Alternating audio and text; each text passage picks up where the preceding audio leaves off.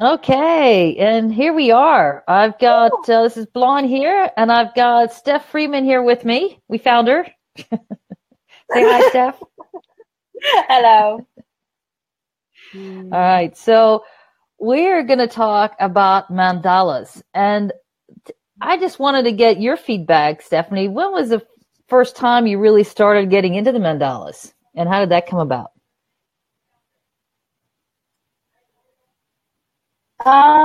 The first time was about 1915, and I have no idea. I just started drawing them. I think I started getting into sacred geometry, and I got really interested in that, and then yeah, all of a sudden, oh, I could draw mandalas from this geometry that I'm making with the compass. Compass, yeah, compass. So yeah, it just kind of happened, and I just kind of kept it going, and kept going further into it. Yeah, cool. And tell us a little bit about the work that you just completed. You had a series of 12 mandalas, I believe, right? Yeah, I did 12 mandalas to get myself a new laptop. And it's amazing actually now that that has finished, there's all this work that's just so ready and so exciting, and yeah, it just feels really, really big. There's some really, really awesome stuff in the pipeline from doing that, from setting myself a frame. Yeah, just to have a framework to be like, I'm going to do this many, and it's going to do this, and da da da. So yeah, it's been awesome. Yeah, and one of which I did at the Vortex. Probably I love that one. Project I did in the Vortex.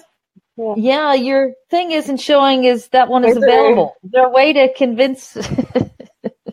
I should have put dibs on that earlier. We lost Stephanie. Steph, jump back in. There she goes. All right.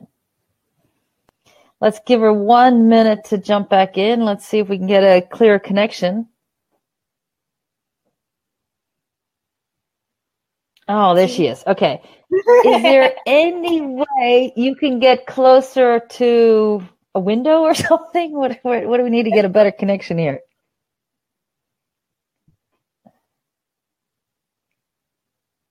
I've got ass. Ooh. Oh, that sounds better. Yeah, that's clear.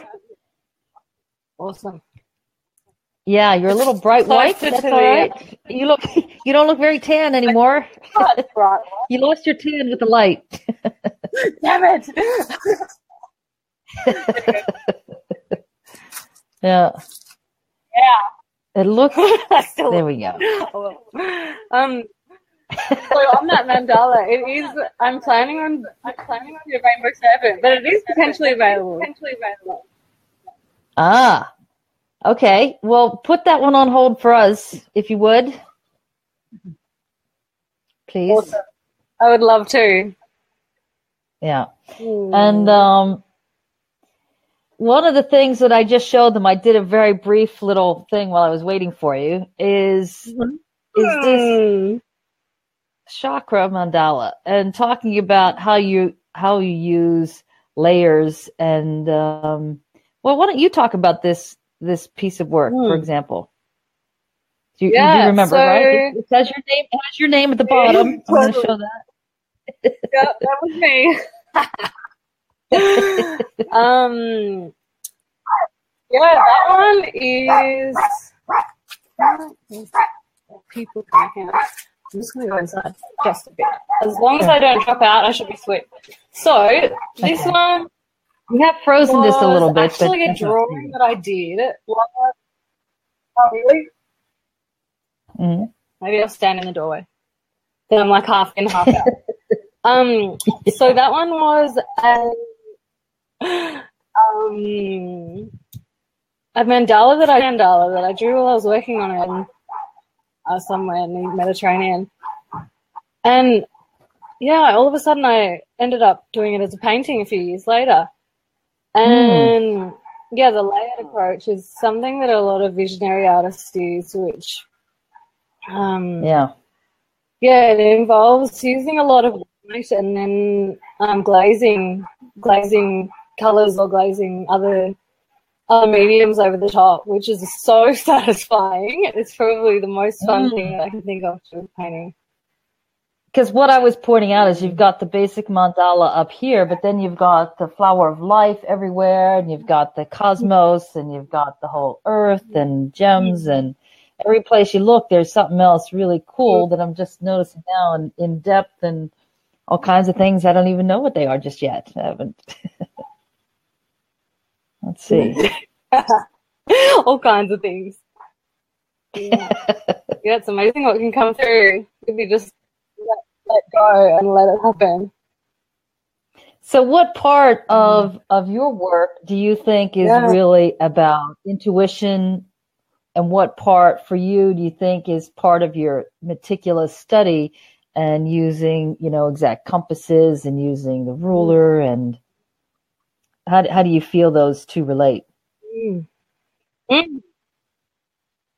I feel they coexist. They're both two sides of the same coin, I guess, in that I really find a lot of freedom in having the rules laid out and the structure and the geometry, or like using the compass and the ruler, or just to have a framework to work within feels so safe, and that allows for our intuition just to go nuts, because for me it makes me feel safe, so my intuition feels safe to take the reins and just do whatever it wants.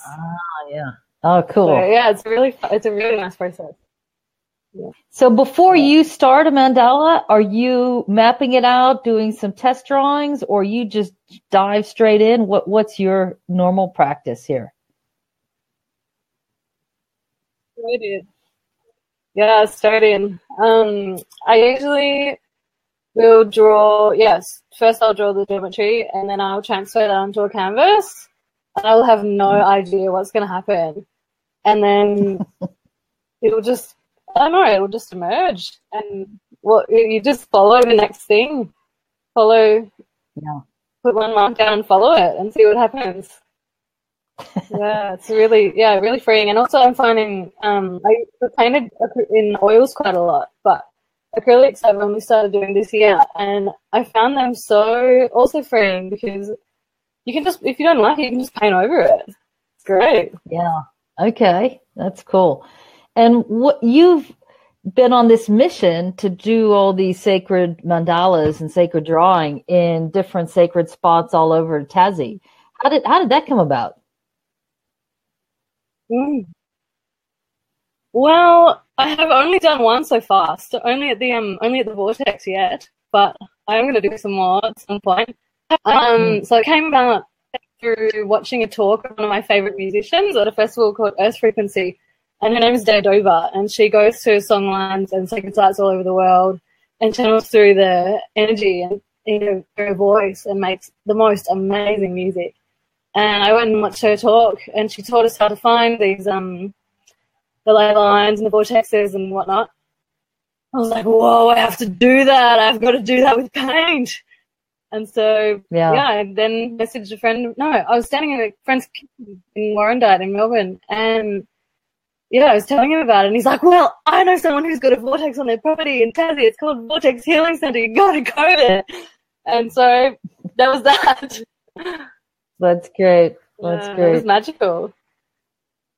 So where's your next spot that, do you have anything in mind to do your painting from? I don't know. I asked a Tasmanian Aboriginal friend of mine.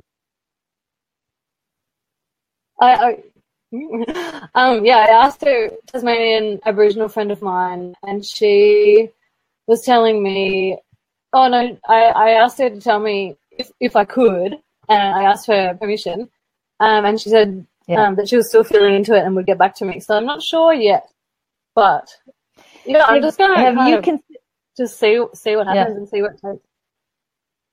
Have you considered doing a drawing from the top of Mount Wellington? No, that's a great idea.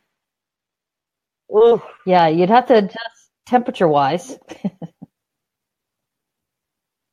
True. That would be the biggest challenge, I would Do it think. in high summer. Oh, that'd be beautiful.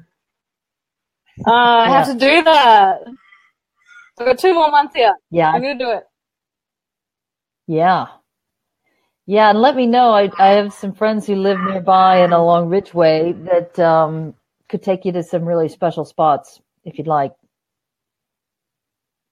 Awesome. Oh, I will. Awesome.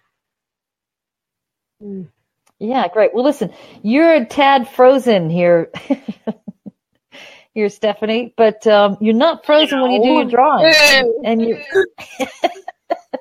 like, ooh, look at that. But it's pretty funny, actually. But anyway, that's all the fun of live connections. Anyway, we've got Stephanie coming in January 13th and 14th for an amazing weekend where you can actually practice your own mandala art under her supervision. And she's going to guide each and every one of you on how to bring out exactly that connectivity to your creativity and using the skill and technique of how to create the structure and the framework for making your own mandalas. So it's going to be a blast. And I'm hoping that if you're around or can get to Tassie, that you pop in and have some fun with us here. What would me too. Yeah, it's gonna be. Yeah, it's gonna be absolutely awesome. I can't wait. Anyway, I love you, Steph, and I'll catch you soon. Lots of love. See ya.